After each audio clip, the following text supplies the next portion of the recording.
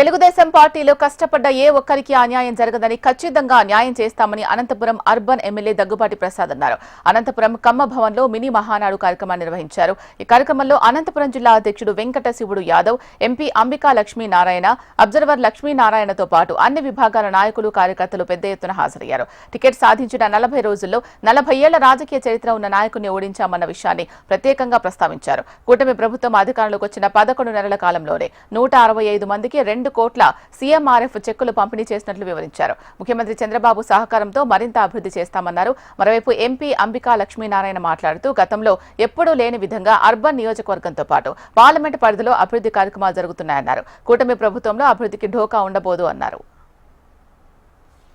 Anantapuram urban నియోజకవర్గంలో గతంలో ఎన్నో లేని విధంగా 23,000 మాత్రమే గతంలో, కానీ ఈరోజు 78,000 పైచిలకు సభ్యత్వాలు అనంతపురం నియోజకవర్గంలో చేశామని చెప్పేసి గర్వంగా తెలియజేస్తాను. కేవలం ఒక చిన్న పిలుపు నారా లోకేష్ గారు ఇచ్చిన దానికి మా కార్యకర్తలు ముందుబడి చేశారు. గతంలో 100 రూపాయలకి సభ్యత్వం తీసుకుంటే 2 లక్షల రూపాయలు మాత్రమే ఇచ్చేవాళ్ళు. ఈరోజు కేవలం 100 రూపాయల సభ్యత్వం తీసుకుంటే 5 లక్షల రూపాయలు ఇన్సూరెన్స్ ఇవ్వడం జరుగుతుంది. 11 నెలల కాలంలో దాదాపు 5 మంది మా కార్యకర్తలు చనిపోవడం జరిగింది. ప్రతి కార్యకర్తకి 5 లక్షల రూపాయలు ఇన్సూరెన్స్ రావడం జరిగిందని చెప్పేసి గర్వంగా నేను తెలియజేసుకుంటాను.